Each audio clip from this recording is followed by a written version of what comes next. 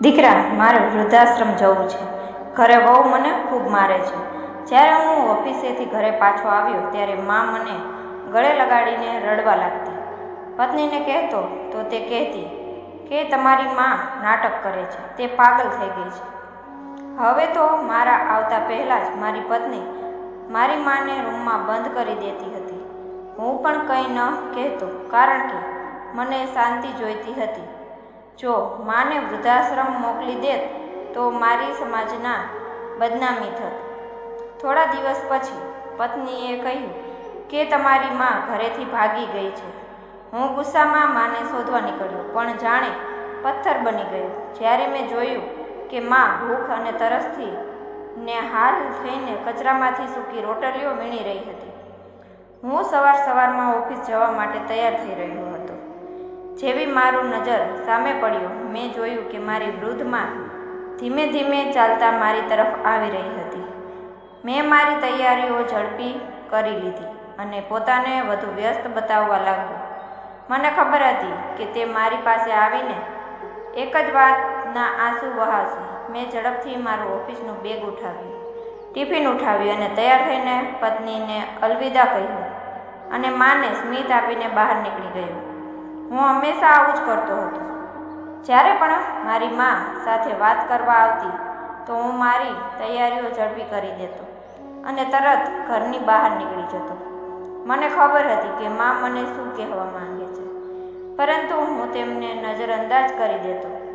આજે ખબર નહીં કેમ મારું હૃદય બેચેન થઈ રહ્યું હતું અને જોરથી ધડકી રહ્યું હતું, પરંતુ મેં પૂરી કોશિશ છતાં મારા હૃદયની વાતને ટાળી દીધી અને ઓફિસ પહોંચીને મારા કામમાં વ્યસ્ત થઈ ગયો.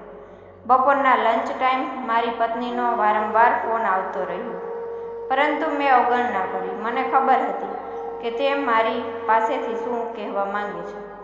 મારી મા અને પત્ની વચ્ચે બનતું ન હતું અને હું ઓફિસમાં કામ કરું કે તેના ઝઘડા સાંભળતો રહું, તેથી ફોન ઉઠાવ્યો યોગ્ય ન સમજ્યો. સાંજે જ્યારે થાક્યો પાક્યો ઘરે પહોંચ્યો તો મારી પત્ની મને જોઈને ચીસો પાડી. તે મારો ફોન કેમ ન ઉઠાવ્યો? ફોન ઉઠાવી લીધો હોત તો આજે આ મુસીબત આપણા માથે ન આવત. હું હેરાન રહી ગયો. બેગ એક બાજુ મૂકી અને તેને પૂછવા લાગ્યો, શું કહી રહી છું? કંઈ સમજ નથી આવી રહી. હું બહુ થાકેલો હતો, કારણ કે આજે ઓફિસમાં બોસ પાસેથી પણ ઠપકો મળ્યો હતો. મને એવું લાગી રહ્યું હતું કે આજનો દિવસ મારા માટે ખૂબ જ ખરાબ સાબિત થયો છે, કારણ કે માત્ર મને બોસનો ઠપકો જ સાંભળવો પડ્યો ન હતો, પરંતુ મારું કોઈ પણ કામ બરાબર થયું ન હતું. આ કારણે હું બહુ વધારે પરેશાન હતો. મારી પત્નીની વાત સાંભળવા માટે મારી પાસે બિલકુલ સમય ન હતો. મેં જલ્દી કહ્યું, શું વાત છે? તું કહેવા શું માંગે છે?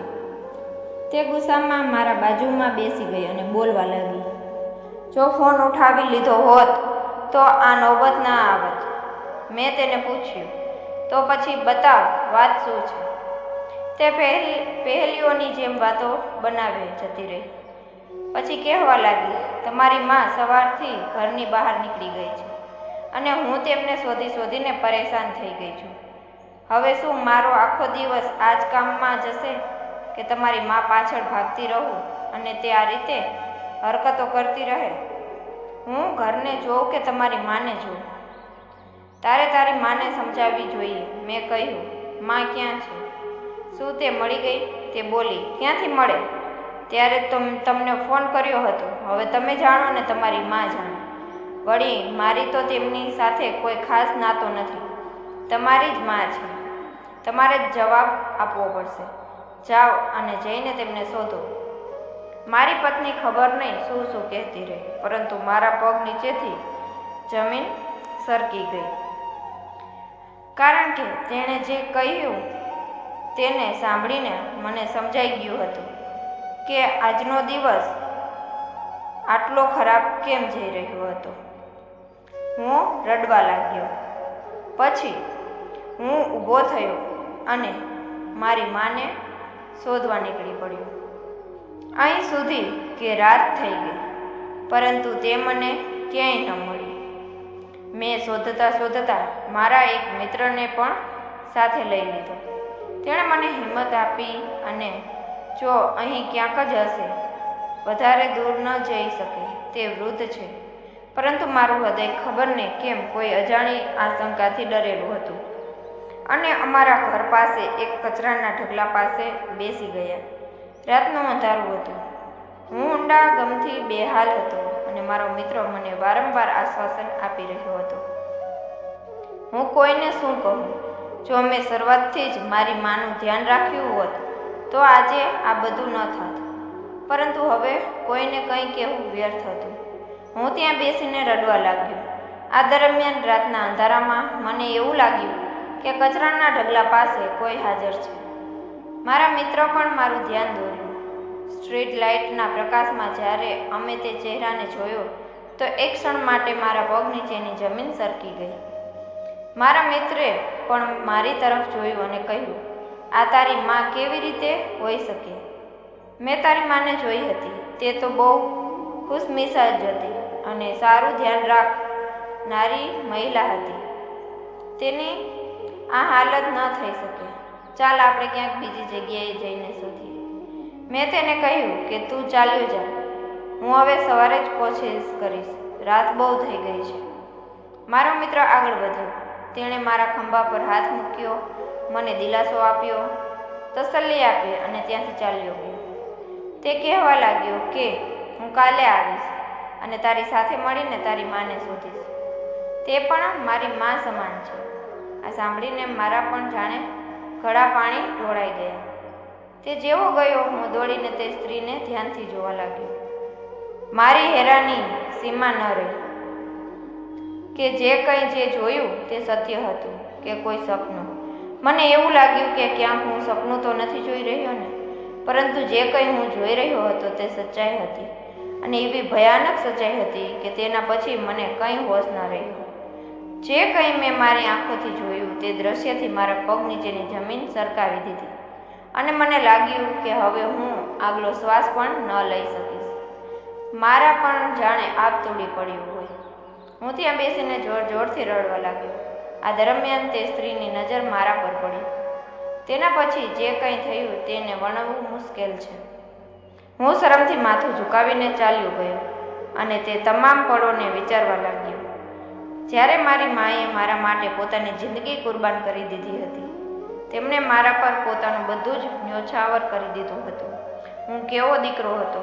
હું પોતાની જાતને ધિક્કારતો મારા ભૂતકાળમાં ખોવાઈ ગયો, જેની દર્દનાક કહાની એ આજે મને દુઃખથી ધૃણા કરવા પર મજબૂર કરી દીધો હતો.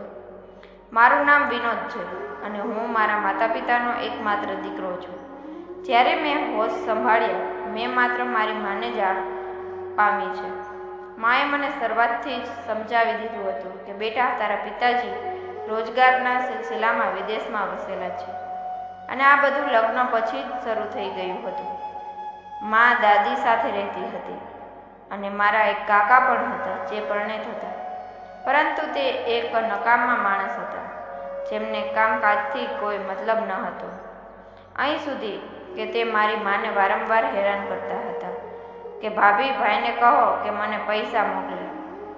મારી દાદી પણ મારી માને બહુ હેરાન કરતી હતી, પરંતુ મા હિંમત રાખીને ત્યાં રહીને રહેતી, કારણ કે તેમની પાસે કોઈ બીજો સહારો ન હતો. મારી મા પણ પોતાના માતા પિતાની એકમાત્ર સંતાન હતી અને જ્યારે તેમને સમજણ આવી ત્યારથી મા બાપના નામે માત્ર પોતાની માને જ જોઈ હતી, જે તેમના કાકા કાકીના પાલન પોષણ પર રહી હતી. અને પછી જ્યારે તેમનું મૃત્યુ થયું તો મારી મા પણ એકલી થઈ ગઈ.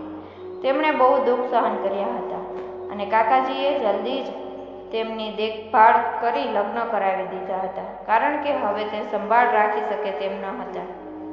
તેથી તેમણે મારા પિતાજીનો યચન કર્યું.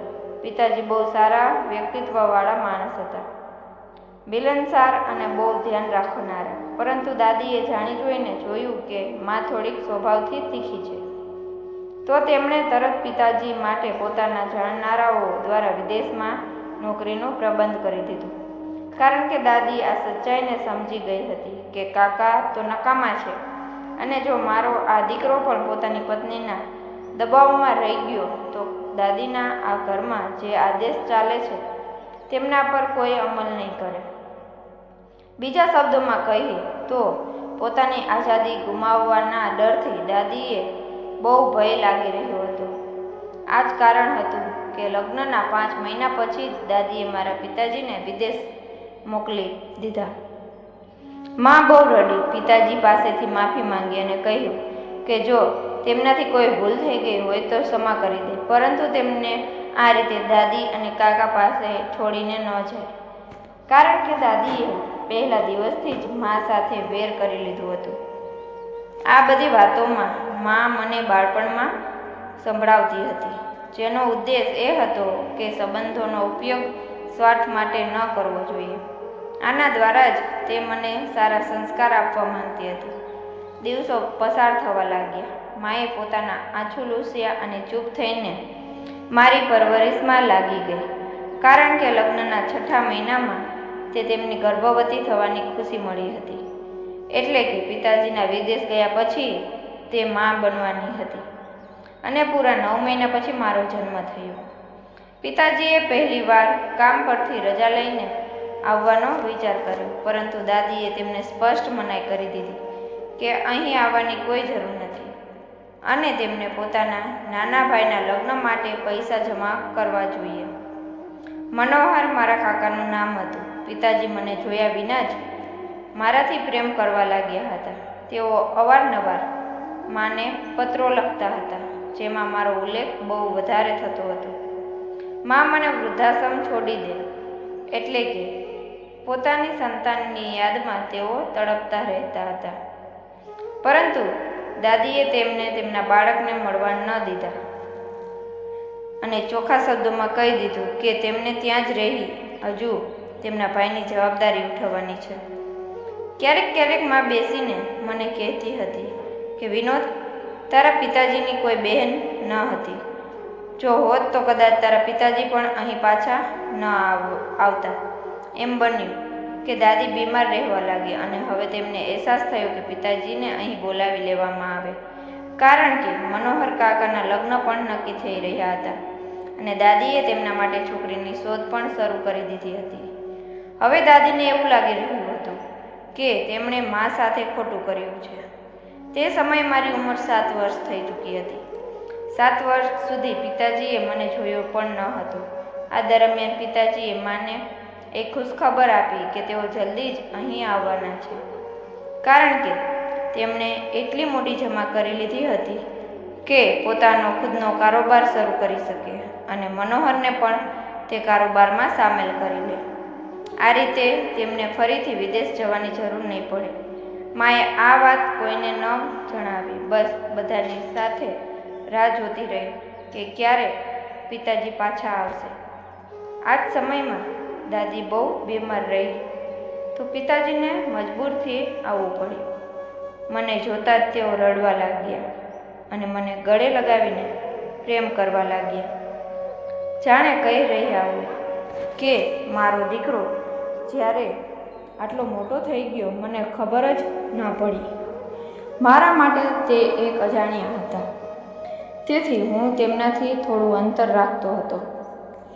આ વાત પિતાજીને બહુ તકલીફ આપતી હતી કે તેમનો પોતાનો દીકરો, જે તેમને પ્રેમ કરવો જોઈતો હતો, હવે પોતાના પિતાને ઓળખી પણ નથી રહ્યો. હું નાનો હતો, નાદાન હતો, તેથી તે સમયે તેમની તકલીફને સમજી ન શક્યો, પરંતુ તેમનો તે ચહેરો આજે પણ મારી યાદોમાં વસેલો છે. જ્યારે તેઓ મને જોઈને આશાભરી નજરોથી હસતા અને હું કોઈ જવાબ ન આપતો, બસ મા સાથે ચોંટીને બેસી જતો.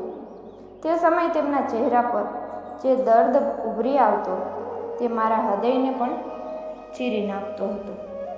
કદાચ તે સમયે હું સમજદાર હોત, કદાચ તે મને પહેલેથી જ પોતાના ખોળામાં લઈ લેતા, તો હું બાળપણથી જ તેમના સ્નેહથી પરિચિત હોત. પરંતુ હવે સમય નીકળી ચૂક્યો હતો. તે જ દરમિયાન દાદીનું દેહાંત થયું. પિતાજીએ અહીં પોતાનો કારોબાર શરૂ કરી દીધો. માં ખુશ હતી કે હવે પિતાજી હંમેશા માટે અમારી સાથે આવી ગયા છે. પિતાજીને ભારત આવ્યાને 4 મહિના થઈ ચૂક્યા હતા, પરંતુ મનોહર કાકાની બેદરકારી અને ચીડિયા સ્વભાવને કારણે કારોબારમાં ખોટ થતી રહી. પિતાજી જેટલી મહેનત કરતા મનોહર કાકા એટલી જ બેદરકારીથી બધું બરબાદ કરી દેતા. પોતાની પત્નીના એસો આરામ માટે તેઓ પૈસા ઉડાડતા. 5 મહિનામાં જ પિતાજીની બધી જ ભેગી કરેલી રકમ ખતમ થઈ ગઈ ને તેઓ બિલકુલ ખાલી થઈ ગયા. આ વાતનો પિતાજીને બહુ દુઃખ થયું. તેમણે મનોહર કાકાને પણ કહ્યું કે હવે તારે કંઈક કરવું જોઈએ, કારણ કે આ રીતે ક્યાં સુધી ચાલશે? હું તારી પત્નીનો ખર્ચ ક્યાં સુધી ઉઠાવતો રહીશ? મારી પોતાની પત્ની અને બાળક પણ છે. આ વાત પર મનોહર કાકાએ બહુ વધારે હોબાળો કરી દીધો. પિતાજીએ અમારા માટે એક જમીન બુક કરાવીને રાખી હતી. તેઓ તેના પર ઘરનું નિર્માણ કરાવી રહ્યા હતા. હજી ઘર અડધું જ બન્યું હતું કે પિતાજી ગંભીર રૂપથી બીમાર પડી ગયા. વેપાર એમ જ ખોટમાં ચાલી રહ્યો. ઘરમાં ખાવાના પણ ફાંફા પડી ગયા. જોકે દાદીના કેટલાક આભૂષણો હતા જે દાદીએ વસિયતમાં કહ્યું હતું કે બંને ભાઈઓ અંદરોઅંદર વહેંચી લે, પરંતુ કાકાએ તે આભૂષણો પર પોતાનો કબજો કરી લીધો અને પિતાજીને ચોખ્ખું કહી દીધું કે તમારો સોના સાથે કોઈ લેવા દેવા નથી. પિતાજીએ આ વાતનો ઊંડો અસર લીધો અને ગંભીર રૂપથી બીમાર થઈ ગયા. આ રીતે તેઓ અમને બંનેને માત્ર 1 વર્ષની અંદર, જ્યારે તેઓ વતન પાછા ફર્યા હતા ત્યારે છોડીને ચાલ્યા ગયા. આ આઘાત મારી મા માટે બહુ ભારે હતો, પરંતુ કાકાને જાણે એક મોટો ખજાનો હાથમાં આવી ગયો હતો. આ ઘર દાદીએ મારા પિતાજીને નામે કરાવી દીધું હતું અને આજ એક જ કામ હતું કે દાદીએ સારું કર્યું હતું, પરંતુ તેનો પણ કોઈ લાભ ન હતો, કારણ કે કાકાએ બહુ ચતુરાઈ અને કુશળતાથી તે ઘરના કાગળિયા પોતાના નામે કરાવી લીધા. હવે તેમની પાસે સારો એવો અવસર હતો કે તેઓ અમને આ ઘરમાંથી બહાર કાઢી મૂકે. મારું તે ઘર જે અડધું તૈયાર થઈ ગયું હતું, ધનની કમીના કારણે મજૂરોએ પણ કામ બંધ કરી દીધું હતું અને અમારે તે ઘર બહુ ઓછી કિંમતમાં વેચવું પડ્યું. કાકાએ અમને સ્પષ્ટ રૂપથી કહી દીધું કે હવે મારી પત્નીને બાળક થવાનું છે અને મારો પરિવાર પણ વધવાનો છે. આથી તમે બંને અહીંથી ચાલ્યા જાઓ. આ મારી મા માટે એક મોટો આઘાત હતો, પરંતુ તે સ્વાભિમાની મહિલા હતી. તેમણે પોતાની બચતમાંથી એક ઘર ભાડે લીધું અને અમે બંને ત્યાં રહેવા લાગ્યા. મને રડવું આવતું હતું કે કઈ રીતે એક ભરેલું ઘર છોડીને અમારે ત્યાં આવવું પડ્યું. ત્યારે હું લગભગ 11 વર્ષનો થઈ ગયો હતો અને આ 11 વર્ષ મારી જિંદગીના બહુ દુઃખ ભરેલા વર્ષ હતા. મેં ત્યારે દરેક વખતે મારી માને રડતા જોઈ, પણ તેમણે ક્યારેય મારી સાથે કોઈ ફરિયાદ ન કરી.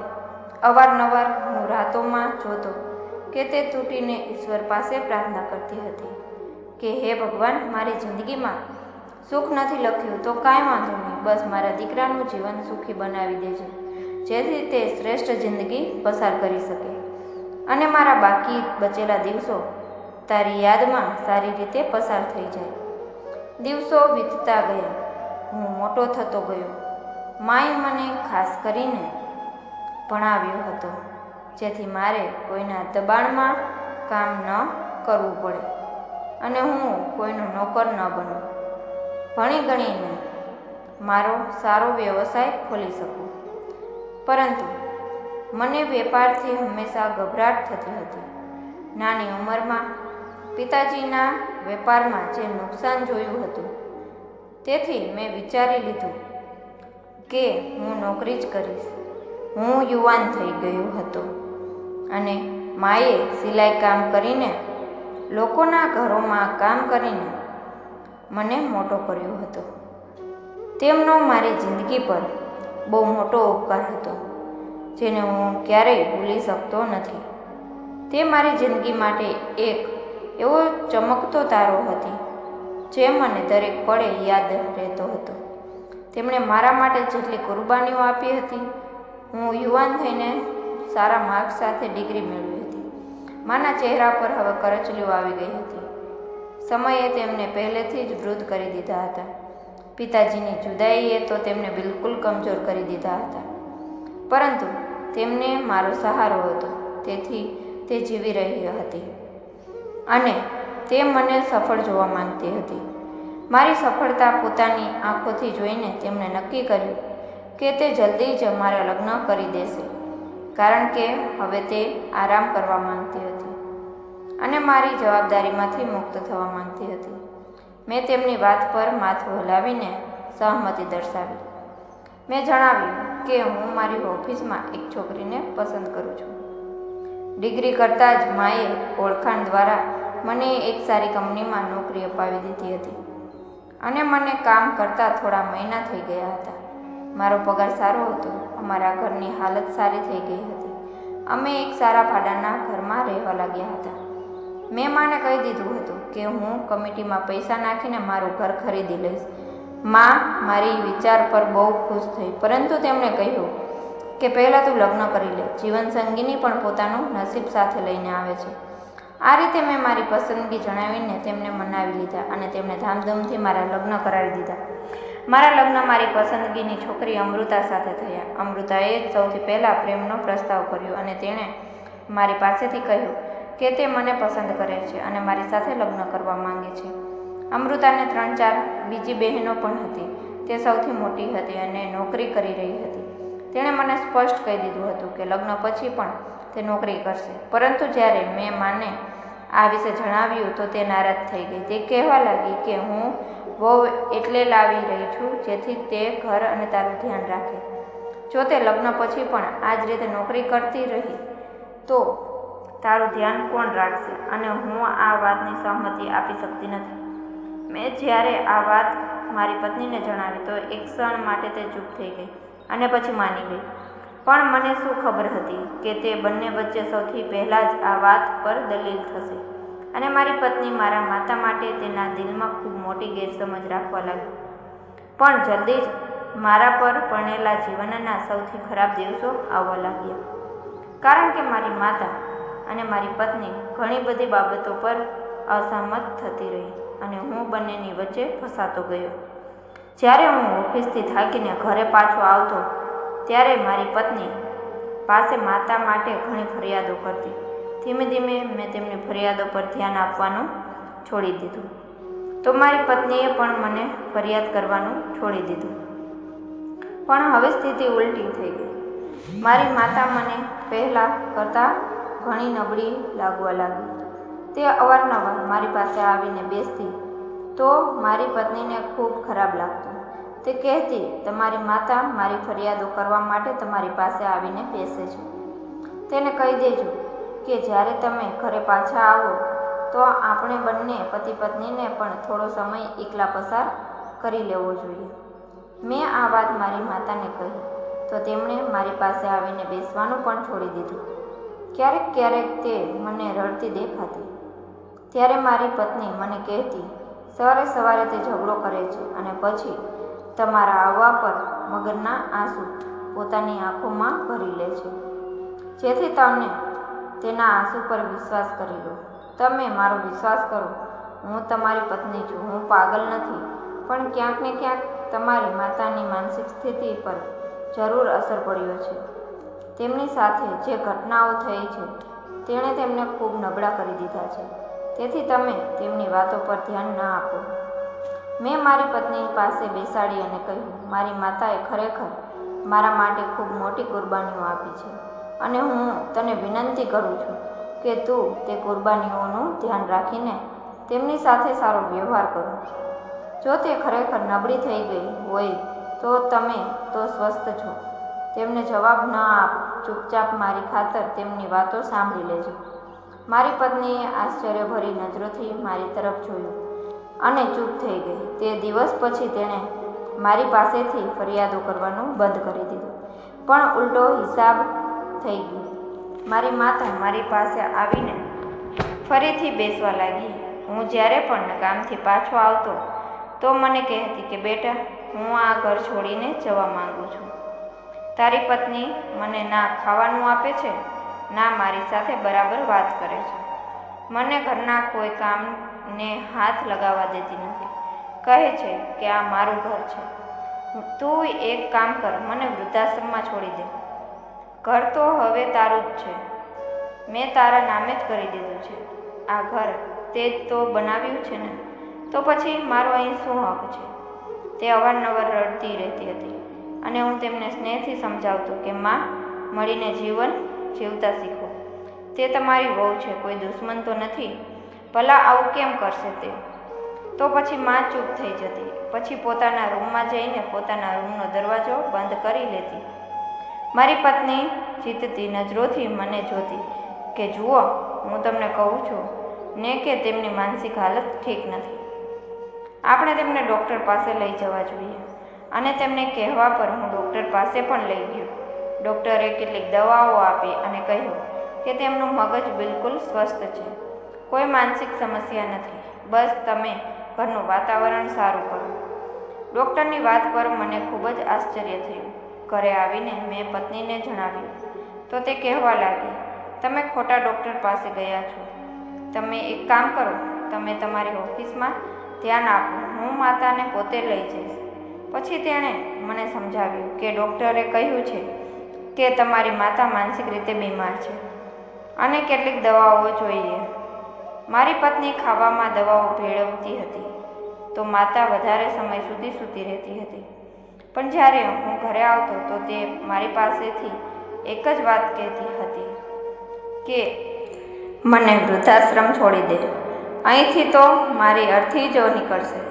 તમે કેમ નથી સમજતા? જ્યારે મારી પત્ની મારી પાસે આવીને કહેતી કે તમે તમારી માતાની વાતો પર ધ્યાન ના આપો, આ દવાઓનો અસર છે, તે આવી આડી અવળી વાતો કરે છે. હું તો તેમનું ખૂબ જ ધ્યાન રાખું છું. મેં ક્યારેય પણ તેમને ઠપકો આપ્યો નથી કે તેમની અવગણના કરી નથી. તમે આ વાત સારી રીતે સમજી લો કે તે હવે પાગલ થઈ ચૂકી છે. અને એક પાગલ વ્યક્તિને સાંભળવાની સાથે સાથે આખા ઘરને સાંભળવું તમારી પત્ની માટે કેટલું મુશ્કેલ હશે. બસ તમે મારી પર ક્યારેય પણ શંકા ન કરજો. તે પોતાની મીઠી મીઠી વાતોમાં મને ફસાવી લેતી અને હું મારી માતાને દોષી સમજવા લાગ્યો. ક્યારેક હું ગંભીર અસ્વાદમાં ચાલ્યો જતો કે મારી માતાએ મારા માટે આટલી કુરબાનીઓ આપી અને હવે તેમની આ હાલત થઈ ગઈ છે.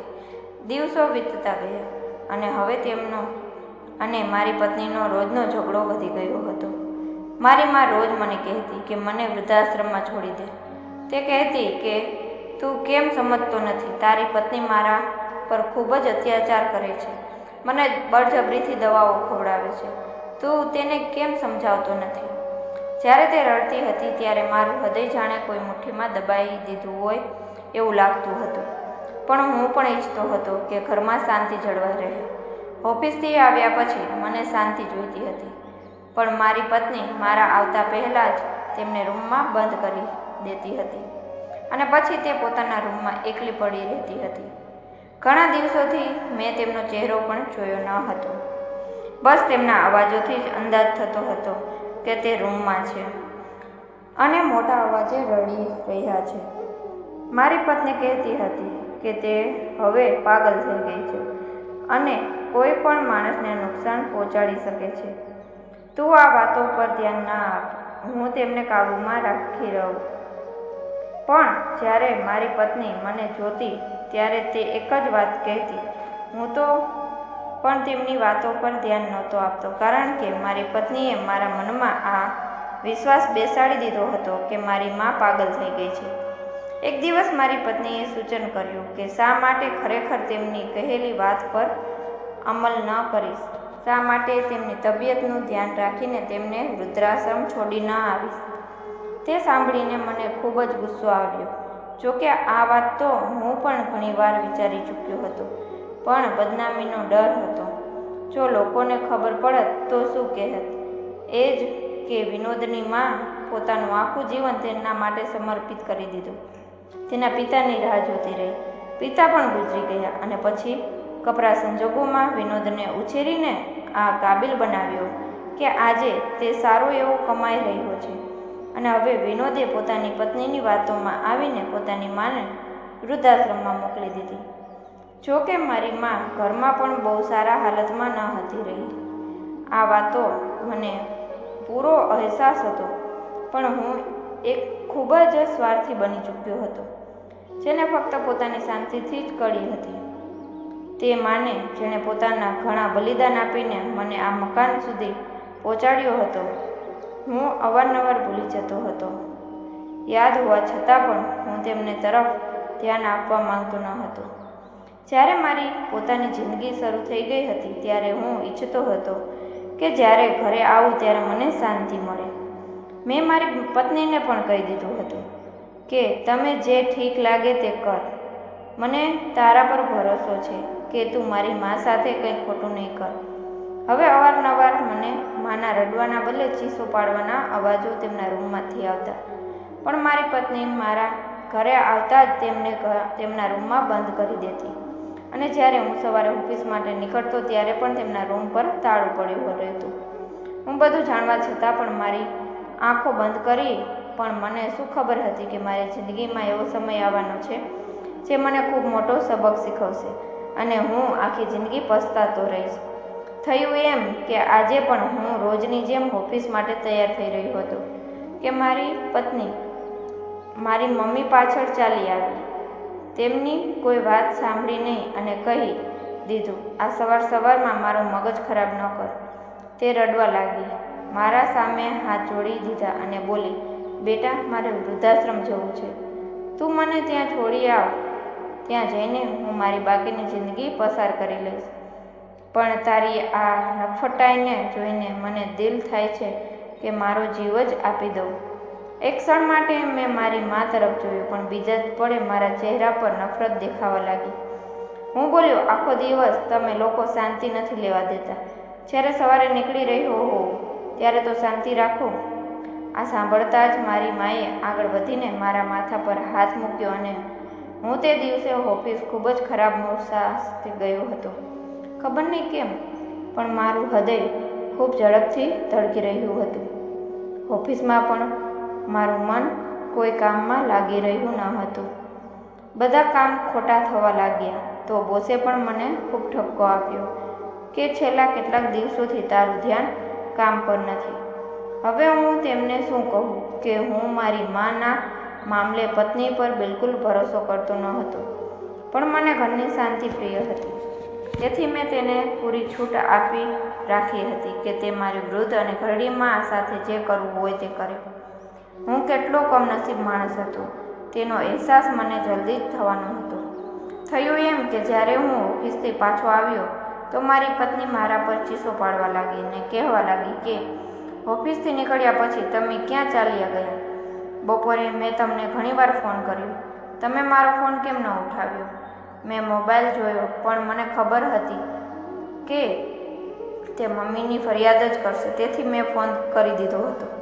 પણ હવે તેણે જે કંઈ કહ્યું તે સાંભળીને મને મારી સાંભળવાની શક્તિ પર વિશ્વાસ જ ન થયો. તેણે કહ્યું કે તમારી મા ઘરથી ભાગી ગઈ છે અને મેં બહુ શોધ્યા પણ તે મળી નહીં. હવે તો તે મારા માટે પણ મોટી મુસીબત બની ગઈ. મારું હૃદય જાણે તૂટીને રહી ગયું. મેં ફાટેલી આંખોથી મારી પત્ની તરફ જોયું અને કહ્યું, શું કહી રહી છે? તું હોશમાં તો છે? તે ઘરથી કેવી રીતે નીકળી શકે? આ વાત અલગ હતી કે હું ખૂબ વધુ વ્યસ્ત હતો. મેં માનું કોઈ ધ્યાન ન રાખ્યું ન હતું. ના તેના ખબર અંતર પૂછ્યા અને ના એ જાણવાની કોશિશ કરી કે પત્નીનો વ્યવહાર મારી મા સાથે કેવો હતો. વધુ દિવસના અંજવાળાની જેમ સ્પષ્ટ હતો. મારી પત્નીનો વ્યવહાર મા સાથે બિલકુલ ઠીક ન હતો. હવે તો જાણે મારા પગ નીચેની જમીન સરકી ગઈ અને હું પાગલની જેમ ઘરમાંથી બહાર નીકળી પડ્યો. આખી રાત હું તેમને પાગલોની જેમ શોધતો રહ્યો. ક્યારેક અહીં, ક્યારેક ત્યાં, ક્યારેક કોઈ હોસ્પિટલ તો ક્યારેક કોઈ પોલીસ સ્ટેશન. છેવટે રાત્રે થાકી હારીને મારા મિત્ર સાથે તેના ઘર પાસે કચરાના ઢગલા પાસે બનેલા એક ઓટલા પર બેસીને રડવા લાગ્યો. મારા મિત્રએ મને હિંમત આપી. તે સમયે શેરીઓ સુમસાન હતી અને રસ્તા પર લાઇટ ચાલુ હતી. મારા મિત્રએ કહ્યું, માજી ખૂબ ઘરડા છે, તેઓ બહુ દૂર ન જઈ શકે, આપણે આસપાસ જ શોધવા જોઈએ. મેં તેની તરફ જોયું. અચાનક તેની નજર સામે કચરાના ઢગલા પાસે એક ઘરડી સ્ત્રી પર પડી, જે કચરાના ઢગલામાંથી ખાવાનું વીણીને ખાઈ રહી હતી. તે બોલ્યો, જો યાર, ખબર નહીં કેમ મને આ તારી મમ્મી જેવી લાગે છે. જો તો ખરી, ક્યાંક તે જ તો નથી ને? મેં તેને ખખડાવી દીધું. તે કહેવા લાગ્યો, તું પાગલ થઈ ગયો છે કે શું? મારી મા માનસિક સ્થિતિ ઠીક નથી, પણ તે આવા કામ પણ ન કરી શકે. તેમને ઘરમાં ખાવાનું મળે છે. મારી વાત સાંભળીને તેણે મને કહ્યું, તું નારાજ ન થા, પણ એકવાર જઈને જોઈ જરૂર લેજે. મેં તેને કહ્યું, હવે તે મારી ખૂબ મદદ કરી છે. હું તારો આભાર માનવા માંગુ છું. હવે આપણે કાલે ફરીથી તેમને શોધવાની કોશિશ કરીશું. મારી પ્રાર્થના છે કે તે મને મળી જાય અને તું પણ પ્રાર્થના કરજે. તે મને હિંમત અને આશ્વાસન આપીને ચાલ્યો ગયો. હું ઝડપથી પગલે તે ઘરડી સ્ત્રી તરફ વધ્યો, જેને જોઈને એક પળ માટે મારું મગજ શૂન્ય થઈ ગયું. તે તો મારી મમ્મી જ હતી, જે એટલી બધી નબળી પડી ગઈ હતી કે પહેલી નજરમાં હું તેમને ઓળખી જ ના શક્યો. મારા મિત્રએ તેમને ઓળખી લીધા અને હું કેટલો અભાગ્યો હતો કે તેમના પેટમાં 9 મહિના પડ્યા પછી પણ હું મારી માને ન ઓળખી શક્યો. મારી પત્નીએ તેમની શું હાલત કરી દીધી હતી. આજે સવારે જ મારી તેમની સાથે મુલાકાત થઈ હતી, પણ મેં તેમની તરફ નજર ઊંચી કરીને જોયું પણ નહીં. જો જોઈ લીધું હોત તો કદાચ આ દુર્ઘટના થઈ ન જોત. તે કચરાના ઢગલામાંથી સૂકી રોટલી વીણીને ખાઈ રહી હતી અને મારું હૃદય ભાંગીને કટકા થઈ ગયું હતું. હું ત્યાં ચરણોમાં પડી ગયો કે મને મારી મમ્મી મળી ગઈ. મેં અવાજ કર્યો, મમ્મી. તેમણે તરત મારી તરફ જોયું અને હસવા લાગી. તે સ્મિત કરતાં બિલકુલ કોઈ નાની બાળકી જેવા લાગતા હતા. હું દોડીને તેમની પાસે ગયો, તેમને ભેટીને રડવા લાગ્યો અને તે પણ મને જોઈને રડવા લાગ્યા. ઘણીવાર સુધી અમે આ રીતે એકબીજાથી ફરિયાદ કરતા રહ્યા. મેં તેમના ચરણોમાં મારું માથું મૂક્યું, તેમને કચરાના ઢગલા પરથી ઘરે લાવ્યો, તેમને સાફ સુથરા કર્યા. આ દરમિયાન મારી પત્નીના ચહેરાના ભાવ જોઈને હું સમજી ગયો કે આ બધું તેમની જ ચાલ હતી. જોકે મારી મમ્મીએ મારી પત્ની વિરુદ્ધ મારી પાસે એક શબ્દ પણ ન કહ્યું. બસ મારી પાસે એટલી ફરિયાદ કરી, તે પણ તારી માંથી મોં ફેરવી લીધું છે ને, એટલા માટે જ હું ઘરમાંથી બહાર નીકળી ગઈ હતી કે પોતે જ વૃદ્ધાશ્રમ ચાલી જાઉં. પણ હું રસ્તો ભૂલી ગઈ અને સવારથી લઈને રાત સુધી અહીં કચરાના ઢગલા પાસે બેસી રહી. આ સાંભળતા જ મારું હૃદય ભરાઈ આવ્યું. મેં તરત તેમના માટે સારું ખાવાનું મંગાવ્યું, તેમના હાથ ચૂમ્યા, પગ ચૂમ્યા. આ એ માં હતી જેમણે મને આટલી મુશ્કેલીઓમાં ઉછેર્યો હતો.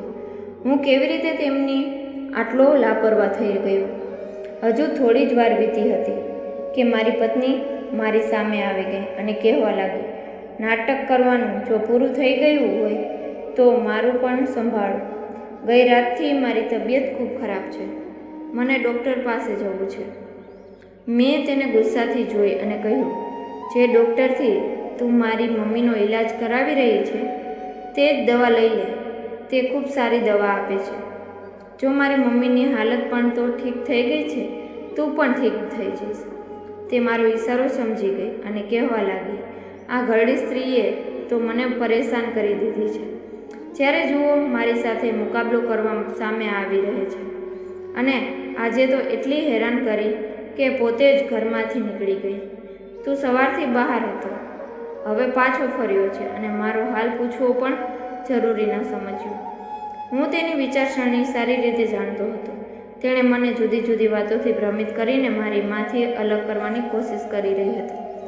જ્યારે મારા ઘરમાં તે સ્ત્રીની કોઈ જગ્યા ન રહી હતી, મેં તેની તરફ ગુસ્સાથી જોયું અને કહ્યું, તું થોડા દિવસ પોતાની મમ્મીના ઘરે જઈને રહે, જેથી તારું દિમાગ ઠેકાણે આવી જાય. પણ તે ઉલટું મારી સાથે લડવા લાગી અને કહેવા લાગી, કાં તો હું આ ઘરમાં રહીશ અથવા તો ઘરડી સ્ત્રી. હું ફરી મારી મા તરફ જોવા લાગ્યો, જેમણે માથું નમાવી દીધું હતું. તે કહેવા લાગી, હું તો તમારા બંનેનું ઘર વસ્તુ જોવા માંગતી હતી, એટલા માટે જ તો હું પોતે ઘરમાંથી ચાલી ગઈ હતી. જ્યારે હકીકત એ હતી કે મારી પત્નીએ મારી માને ઘરમાંથી કાઢી મૂકી હતી અને બધે એવી વાત ફેલાવી દીધી હતી કે મા પોતે જ ચાલી ગઈ. હવે મારી સહનશીલતા સમાપ્ત થઈ ગઈ હતી. હું ઊભો થયો અને મારી પત્નીને જોરદાર 2 થપ્પડ મારી દીધા. મેં કહ્યું, આ થપ્પડ તો તને શરૂઆતમાં જ મારવાની હતી, જ્યારે તે પહેલીવાર મારી મા વિરુદ્ધ અવાજ ઉઠાવ્યો હતો. આ એ માં છે જેના પગ ધોઈને પણ હું તેમનું કર્જ ચૂકવી શકતો નથી, અને તું જે ગઈકાલ જ મારી જિંદગીમાં આવી છે તે કહે છે કે તારી માની આ ઘરમાં કોઈ જગ્યા નથી. તું છે કોણ? આ ઘરનો માલિક હું છું અને હું જ નિર્ણય કરીશ કે આ ઘરમાં કોણ રહેશે અને કોણ નહીં. તું સારી રીતે જાણી લે કે તને આ ઘરમાંથી જવું પડશે. આ કહેતા જ તેને છૂટાછેડા દેવાની ધમકી આપી. મારી માએ મને રોકવાની કોશિશ કરી, પણ મેં તેમને સ્પષ્ટ શબ્દોમાં જણાવી દીધું કે હવે મારાથી બધું સહન થતું નથી. આ સ્ત્રીએ મને તમારાથી દૂર કરી દીધો, સ્વાર્થી બનાવી દીધો, પણ ભગવાનનો આભાર માનો કે તેણે મારી આંખો ખોલી દીધી. હવે હું સાચો ફેસલો કરવાનો સક્ષમ રહ્યો. મારી પત્ની મારા પગ પર પડી ગઈ અને કહેવા લાગી કે તે ગર્ભવતી છે, મને માફ કરી દો. પણ મેં ત્યારે પણ તેને માફ ન કરી અને કહ્યું કે હું આ બાળકનો બધો ખર્ચ ઉઠાવીશ, પણ આ બાળક પેદા કરીને મને સોંપી દેજે. હું બીજા લગ્ન કરીશ અને તે સ્ત્રી આ બાળકને મા બનીને પાળશે. જો હું લગ્ન ન પણ કરું તો પણ હું મારી માને આ બાળક સોંપીશ, પણ તારો પડછાયો આ બાળક પર નહીં પડવા દઉં. તું આ બાળકને પણ તારા જેવો બનાવી દઈશ અને હું આ ક્યારેય નથી ઈચ્છતો.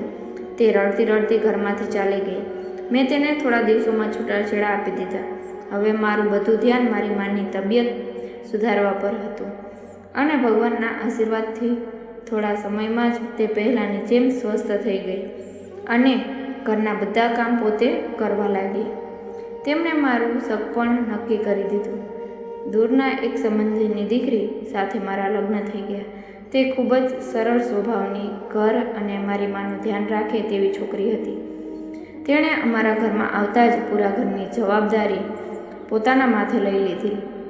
મેં તેને લગ્ન પહેલાં જ જણાવી દીધું હતું કે મારું એક બાળક આવવાનું છે, જેને તારે સંભાળવું પડશે. તેણે માથું નમાવીને મારી વાત સ્વીકારી લીધી. ઈશ્વરની મરજીથી તેને પોતાનું સંતાન ન થયું અને મારો તે બાળક જે પહેલેથી પત્નીથી હતો તે તેની ગોદમાં મૂકી દીધું. આ રીતે અમારું ઘર પૂરું થઈ ગયું. મારી પહેલી પત્ની આજે પણ અફસોસ કરે છે, પણ મેં તેને અફસોસ કરવા દીધી. મેં તેને માફ ન કરી, જેથી તેને અહેસાસ થાય કે કોઈની માને બાળકથી અલગ કરવું, બાળકના મનમાં મા વિરુદ્ધ ઝેર ભરવું કેટલું મોટું પાપ છે અને જેની સજા તેને આ દુનિયામાં જ મળી ગઈ. થોડા સમય પછી મને ખબર પડી કે તેના પણ લગ્ન થઈ ગયા હતા, પણ એક વૃદ્ધ માણસ સાથે, જે તેને દિવસ રાત પીટતો હતો અને અત્યાચાર કરતો હતો. તે એક ચેતવણીનું નિશાન બની ગઈ. એક લાચાર સ્ત્રી પર અત્યાચાર કરીને તે પોતે અત્યાચારનો શિકાર બની ગઈ. પણ મને હવે પણ તેના પર દયા ન આવી. મેં તેને માફ કરી દીધી હતી, કારણ કે તે પ્રકૃતિ પોતે તેને સજા આપી રહી હતી. બીજી તરફ મેં મારી માના પગમાં પડીને માફી માંગી કે મેં પણ તેમનાથી મોં ફેરવી લીધું હતું. હવે હું મારા દીકરા સાથે જીવી રહી છું. મારી બીજી પત્નીએ તેને સગી મા જેવો પ્રેમ આપ્યો અને તે મારા કરતાં પોતાના દીકરાને પ્રેમ કરે છે. મારી મા આ બધું જોઈને બહુ જ ખુશ છે અને મને બે હાથે આશીર્વાદ આપતા થાકતી નથી. બસ મને આ જ જોઈતું હતું, એક શાંતિપૂર્ણ ઘર જ્યાં હું શાંતિથી શ્વાસ લઈ શકું.